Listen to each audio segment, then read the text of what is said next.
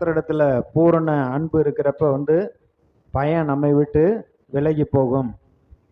யோவான் 14:23 ஒருவன் என்னில் அன்பாயிருந்தால் அவன் என் வசனத்தை கை கொள்ள கடவன், அவனிடத்துல பிதா அன்பார்ப்பார், நாங்கள் இருவரும் அவனுக்குள்ளே வாசம் பண்ணுவோம்.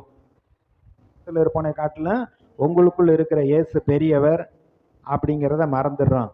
அவங்க சாபம் போட்டாங்க, அதனாலதான் எனக்கு இப்படி, அவங்க என்னமோ பண்ணிட்டாங்க அப்படின்னு. அவங்க இஸ்ரவேலுக்கு விரோதமாக குறி சொல்லுதலும் இல்லை, யாக்கோப்புக்கு விரோதமான மந்திரவாதம் இல்லை. அவர் நம்மை சுற்றி அக்கினி மதிலாக இருக்கிறார், உள்ளங்கையிலே வரைந்து வைத்திருக்கிறார், கண்ணின் மணி போல பாதுகாக்கிறார், நமக்குள் இருக்கிறவர் பெரியவராக இருக்கிறார். இந்த வசனத்தை தான் நம்ம பிடித்து கொண்டு தேவனுக்கு கீழ்ப்படிந்திருந்து பிசாசுக்கு எழுத்து நின்று அவை நம்மை விட்டு ஓடி போவான்.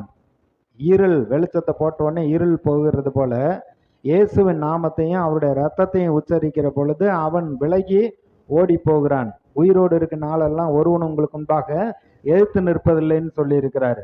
அப்ப இந்த விசுவாசத்துல இந்த பயத்தின் வல்லமைகளை விரட்டி அடிக்க வேண்டும். இன்னைக்கு எதுக்கு பயம்னா ஒவ்வொருத்தரும் ஒவ்வொரு விதமா சொல்லுவாங்க. அதாவது இருளை கண்டா பயம், தண்ணியை கண்டா பயம், அடுத்து மனுஷரை பார்த்தா பயம், வேலை செய்ய போகிற இடத்துல மேலே இருக்க அதிகாரியை பார்த்தா பயம்.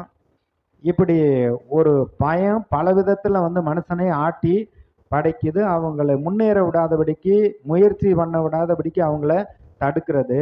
ஆனால் நம்ம என்ன செய்யணும்? கர்த்தருடைய வாக்குத்தத்த வசனத்தை பிடித்து கொண்டு அந்த பயத்தின் வல்லமையை விரட்டி அடிக்கணும். மனுஷருக்கு பயப்பட வேண்டியதில்லை, பிசாசுக்கு பயப்பட வேண்டியதில்லை.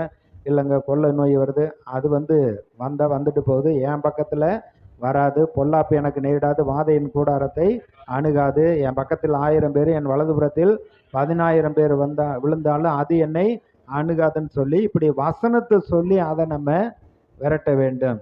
நீங்கள் பைபிளில் பார்த்தீங்கன்னா சாமுவேல் 15:24 ஏன் அமலேக்க கர்த்தர் வானத்தின் கீழே இராதபடி நாசம் பண்ணுவேன்னு சொன்னார், எல்லாத்தையும் அழிச்சு போடுன்னா நீ 1ஆம் தரம் 2ஆம் தரம் 3ஆம் தரத்தை மிருக ஜீவன்களை வச்சுட்டு நீ ஆகாத போகாத வெட்டி போட்டு வந்த, இப்போ நான் கர்த்தருடைய சித்தத்தை நிறைவேற்றிட்டேன்னு சொல்கிறேன், கர்த்தர் உனக்கு என்ன சொன்னார்னு கேட்குறப்ப சவுல் என்ன சொல்கிறான்?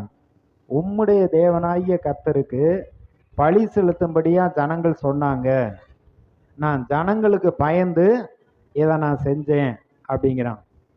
அப்போ ஜனங்களுக்கு பயந்துக்கிட்டு